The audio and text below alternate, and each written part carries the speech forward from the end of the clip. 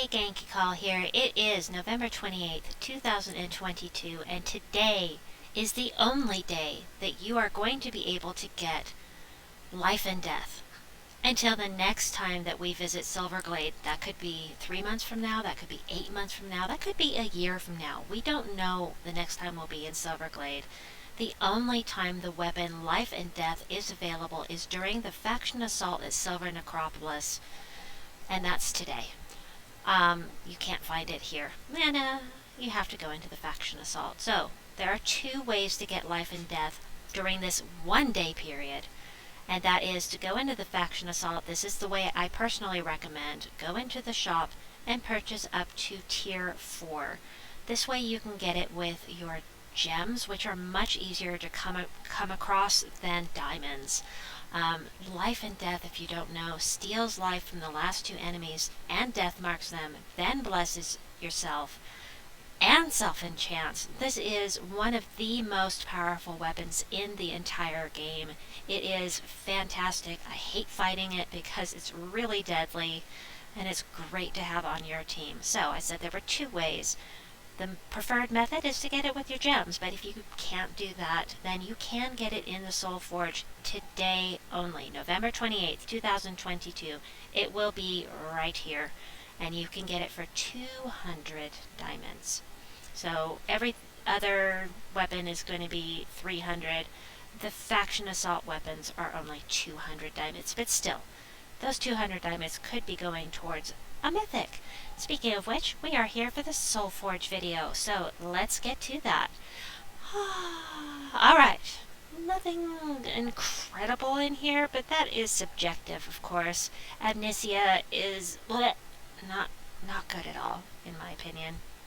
Explode all gems of a chosen color, whatever color you want, and summon the Infernal King, who is quite a good troop, but you have to have a space for him to summon him in. And the traits aren't great. Would I craft her? Oh, goodness gracious, no. Absolutely not. Unless you are power level blocked in Blighted Lands. Blighted Lands is a magic kingdom, so getting your power level up there is going to make a big difference. Blighted Lands. Power level. So let me show you the power levels. I clicked on the wrong thing. So at level 10, when you get a mythic, if you're mythic blocked, at level 10 you get that +2 kingdom skill bonus. That is +2 magic for all your troops across the board. That's nice. That is so nice. Oh, we loves that. Anyway, that would be the only reason I would recommend crafting that particular mythic, is if you're mythic blocked and you just really want to get that block taken care of. Alright, so Amnesia. I'm going to come back to the legendaries. Next we've got Wolfgaric. He is considered to be pretty bad. I don't own him yet. And I need him, as I don't have a lot of mythics that I am missing. This is going to be a little bit of a long video because I'm going to explain a bunch of things to help you make decisions. So anyway, deals damage to one enemy, boosted by War Gear allies. You get an extra 4 damage for each War Gear ally. And if the enemy dies, devour a random enemy. So basically, it's a 2-for-1. You kill one, you get a bonus second. But it's a devour, which means all of their stats, except for magic, all of these stats get added to his. Now that's great unless they're immune to devour, plus he doesn't do very much damage, so you have to really chip him down in order to get him to do that kill devour. He does give 2 attack and magic to allied war gear on match 4 plus gems, but I generally don't run with a War Gear team. He is impervious, which is nice, but I did say that I need him, and I'm not missing a lot of mythics. However, I am going to show you exactly why I'm not going to craft him. I have enough diamonds for it, but the reason I'm not going to craft him is this. Right now, it's not possible to get this up any higher than power level 26 I mean, yeah, I could get this, I could get Wolfgaric, and I could get this taken care of, but level 18? Are you kidding? Do you see how I need 10 additional books of deeds, and they are so hard to get. Getting this to level 18, absolutely not worth it for me. So, no. I'm going to save my diamonds for a different mythic where I can actually get the power level up. So, moving on.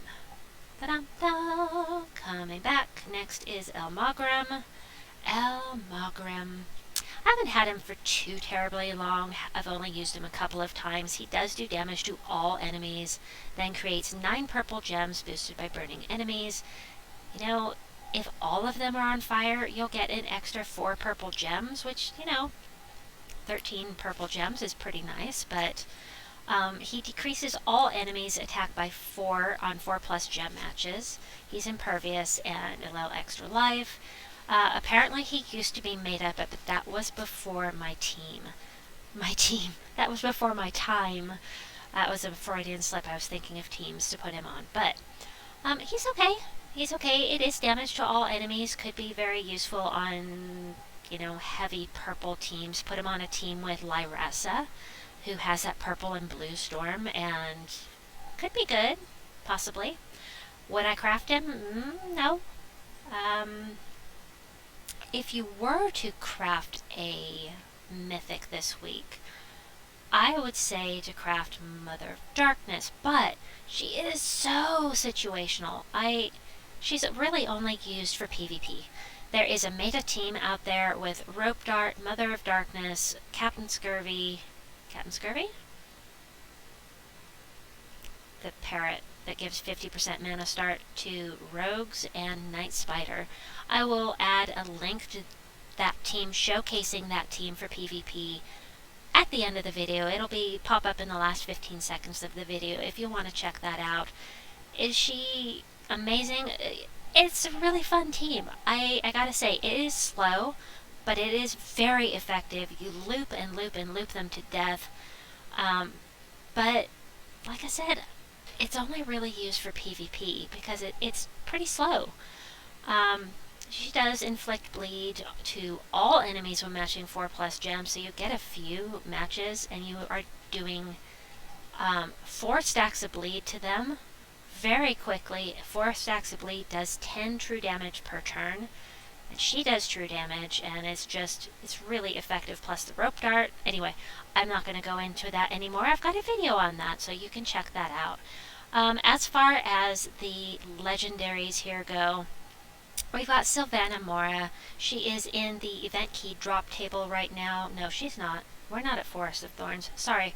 She's available in the world event, which is what I was thinking of. Never mind. She does do damage to all enemies, explodes a column. She does entangle the first enemy on 4+ gem matches. All very nice. Could be really good to use with Tannenbaum, who will do triple skull damage to entangled enemies. But generally, I only use her for quick for quick delving. So on those low level delves, she can make things nice and fast with that damage to all enemies plus the boost from the Horde. Then we've got, let's see, King Highforge. The thing that makes King Highforge, what's the word I'm looking for? Anyway, special, I guess, is that he gives all dwarf allies 50% mana start. He stuns the last 2 enemies, does damage to them boosted by allied dwarves. This is a ×6 boost ratio, so an extra 24 damage if you have all dwarves. And then he also summons, so he's really good to use in events when you have like a world event, when you have badges and medals to boost his damage. Super useful for that. Glitter Claw I'm using in the event right now. Glitter Claw transforms, does damage to 1 random enemy, but she transforms all blue gems to green to boost the effect. Which, is not a ton of extra damage, but the blue to green means that you can loop with her. She fairy fires all enemies, so all of your spell damage is going to do an additional 50% damage, and really good to run with Venoxia, which is what I'm doing for the world event right now. Also, she gets enchanted whenever you match red gems, so bonus on that. She's a really good troop, and I think she's underrated. Let's see. And then lastly, we have Vidar the Vast. And he's a devourer. Choose an enemy. There's a 10% chance to devour them, boosted by blue gems with a ×4 boost ratio. Otherwise, he does some damage. But there are ways to get a ton of blue gems on the board, and that chance to devour goes up immensely. Or vastly, if you prefer. I had to throw a pun in there. And he also does double skull damage versus stunned enemies, so... would I craft any of them? Not unless you're absolutely... Actually, as far as what's in the Soulforge for troops, I wouldn't go out of your way. My recommendation wouldn't be to go out of your way to craft any of them unless you're just dying to use them on a team or if your power level blocked. I highly recommend getting Life and Death, however. Now, as far as other weapons in here, we have the Doomed Mask. You can see I have not crafted it because I have plenty of weapons for Silverglade. I'm not going to be able to get the power level up there anytime soon. I have absolutely no reason to craft this. It's, it gives life to all allies and some mana. Great. But there are other doomed weapons, and these things are 900 diamonds, so I don't want to spend the 900 diamonds. Later on in the game, sure, when I have more diamonds to spare, absolutely, but I need another handful of Mythic, so I'm saving my diamonds for those and other weapons. I did craft 4 weapons already here because I didn't have them. And this is the first time that Arcanus's blade has been available. This came in with an update when we got weapon and pet specific weapons and pets specific to a troop. So Arcanus is this one. Does damage to an enemy if he's on the team. You get enchant. It's one of those cheap weapons, and if you need a weapon or multiple weapons for Silverglade, it's a nice cheap one. So then we've got the Nature Sword, another 75 diamond one, nice and cheap. Damage to the first enemy, triple damage if they use brown mana, could be very useful during Guild Wars on Brown Day. Brown Defense? Yeah, Brown Defense Day. Could be very useful. Next up we have the Crystal Point. Crystal Point, damage to an enemy boosted by Silverglade allies. Silverglade specifically, not elves. This one is actually just Silverglade. And then a mix of yellow and purple gems. Of course, lots of yellow and purple in Silverglade. Then, get this. Get Life and Death, but get it in the Faction Assault. Okay, next is the Rune Stone of Silverglade. Another 75 diamond one. Remove all purple gems, deal damage to an enemy boosted by the gems removed. You won't get any mana out of it, but it will deny the mana color to your enemy and also boost your spell. And if the enemy's from Silverglade, or if the battle's in Silverglade, deal double damage. Then we've got the Ethereal Shield. Gain armor and barrier, a random ally for every demon enemy. Gain armor and then barrier. So if you're fighting all demons, everyone gets a barrier. It's not amazing. There are better weapons out there, but, in an event it could be useful, possibly. If you're limited to Silverglade weapons, maybe. I don't know. It's not useful right now, I don't think. Actually, I take that back. It could be used in the world event right now because it does use green. Okay, and then we've got a couple more here. Ooh, I see something I really like. But first, Wild Orb. This was a campaign weapon, and it's okay. It's not amazing, but this is the first time it's been available in the Soulforge in the Soulforge since the campaign, since it was introduced, I should say. Next up, we have the Emerald Blade. I love these weapons. I love them so much. Explode gems. Grant a random status effect to a type of troop, and then summon that type of troop. Love these things. This one uses red and green, and it's It's one of the weapons I have to have. I have to have them all because I love them. And then that is it. Okay. So, one more thing to mention before I go, and that is in troops, I normally don't go over what's in the summoning stones. However, there is something here you might want and might be worth your gems if you need her, and that is Merilith.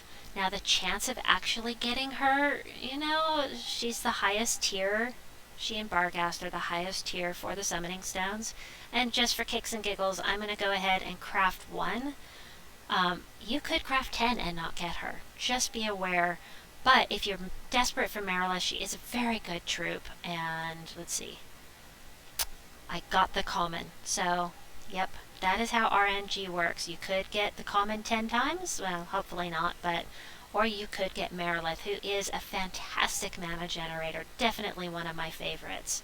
And ideal for using her with Tesla during faction assaults or delving.